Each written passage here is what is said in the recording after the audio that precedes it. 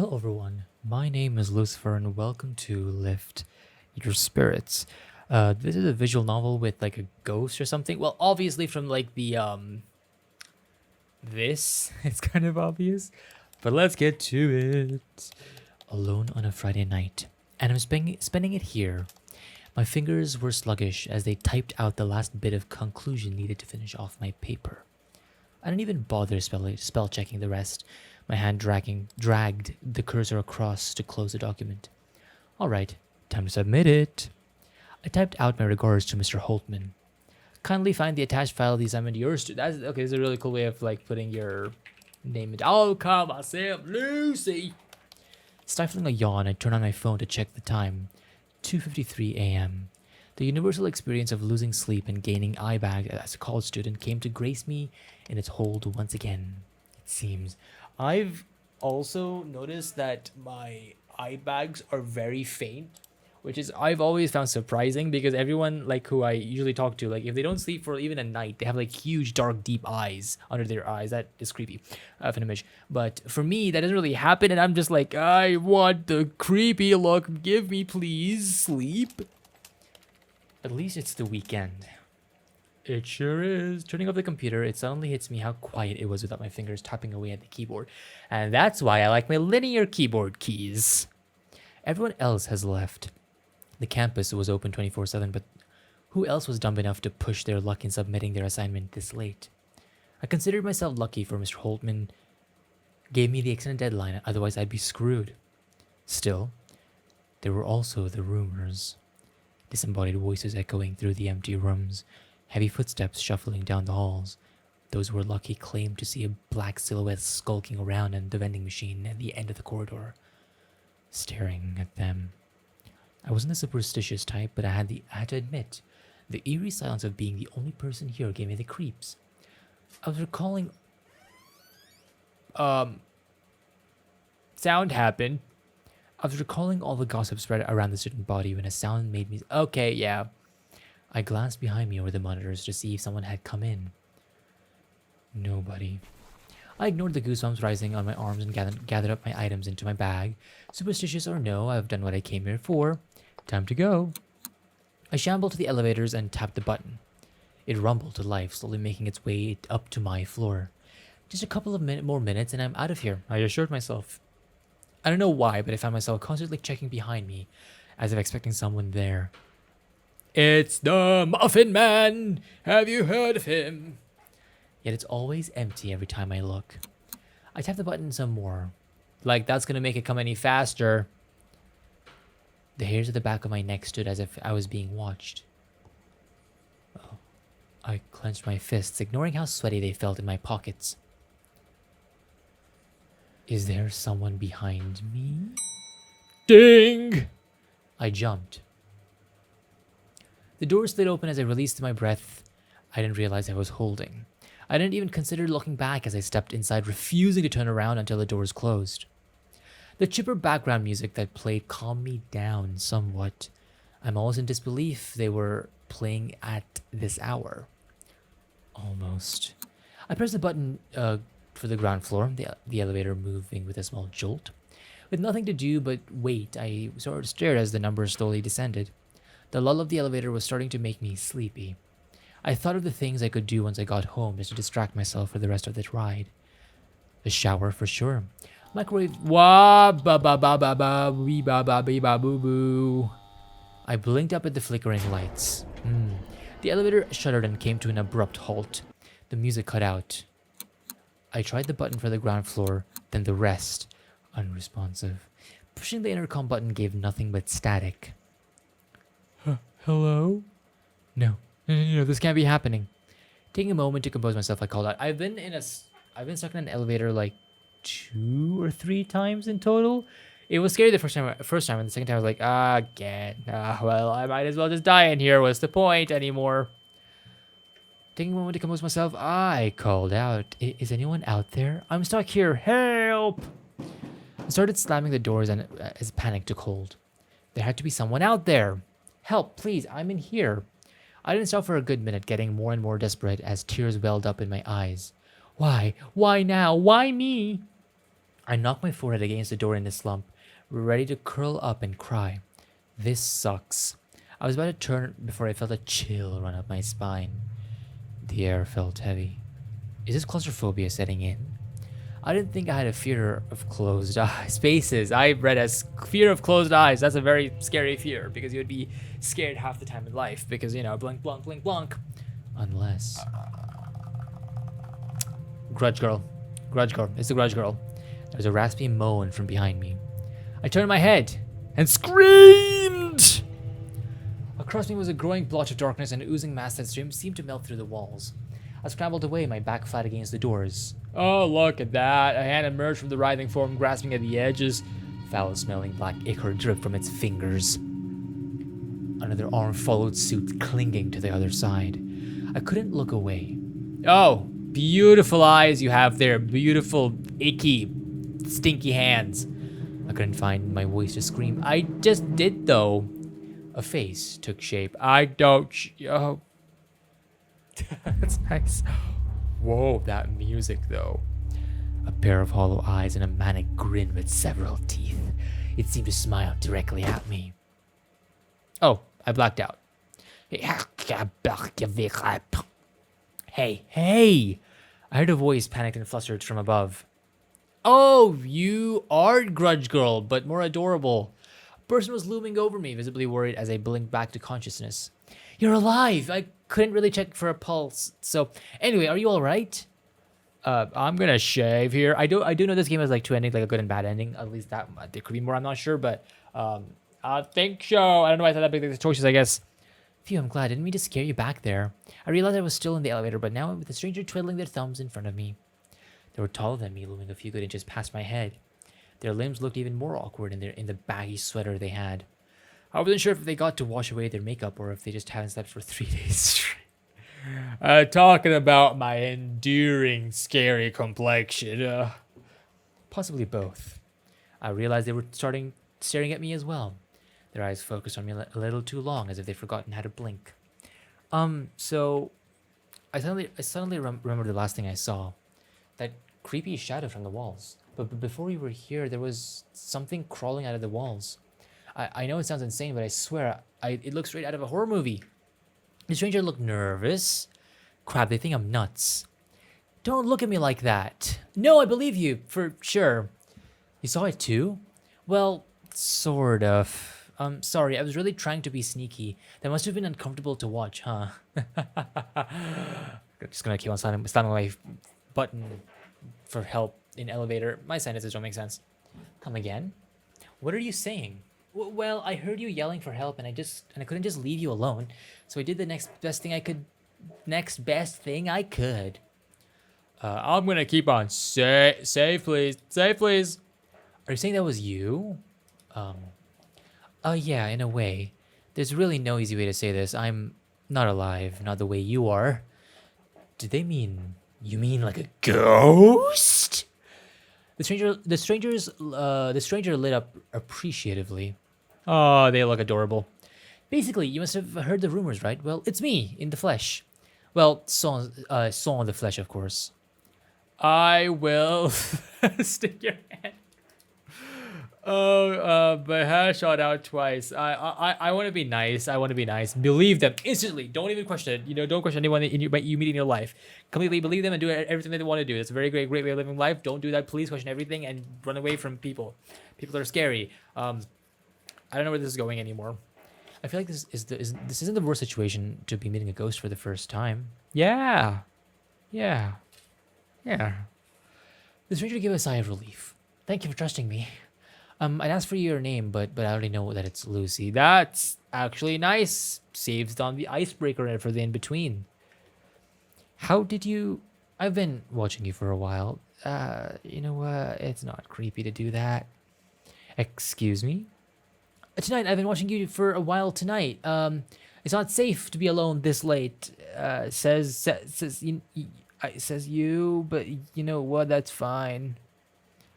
I would know. Before I could ask any further, they straightened. Anyway, I stuck around to see you write your paper. I don't necessarily agree with your hypothesis, but interesting nevertheless. Nobody asked for your. Oh my god, that is so rude. They gave me a shy smile. No problem. This wasn't the way I expected my night to go, but I guess the sooner I accepted it, the better. I should probably ask for their name instead of calling them stranger. You know my name. What about yours? Oh, they looked away, fingers picking at their sleeve. I don't remember. I know who I was and what I did when I was alive, but not my name. Strange, innit? Have you ever thought of picking one yourself? Their eyes widened as the thought never occurred to them. Look at them. They look adorable. They look adorable. Ah, it's so cute. I never needed a name, but if I were to have one, I've always liked the name Alma. The way Alma sounds. Didn't I know someone called Alma? I feel like I knew someone called Alma. I think they were a YouTuber. Like a small indie. I'm not quite sure. Or a streamer. I'm not really sure. I don't know why I'm having this epiphany, but it sounds perfect. I know it's stupid. Like my brain's telling me that it sounds. Their smile widened. Thank you, Lucy. Alma went back to twiddling their fingers. We stood in silence for a while, gauging on what to say next. I kept glancing back at their hands, wondering if they'd feel as solid as they looked. They knew I was staring, but didn't seem to mind, waiting patiently in front of me. Ow! I hit my hand on my face. My thoughts were running wild from sleep deprivation and shock to actually form words past their introductions, to be honest. They started humming softly as if to fill the silence. That's when it hit me. For a ghost. They could easily be a student just like me. I have to ask, how did you, Alma had a knowing look in their eyes. Oh man, it's honestly kind of embarrassing.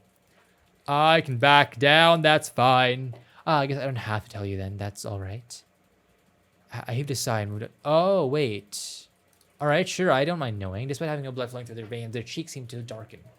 We don't have to get into it, but I really want to know, please.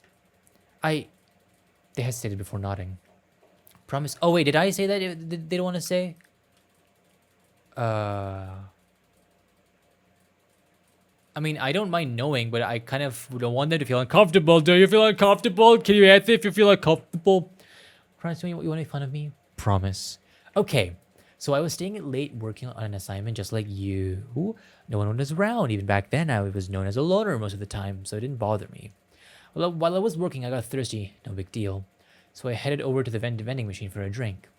They paused, hands shaking. They clasped at their wrist and twisted before continuing.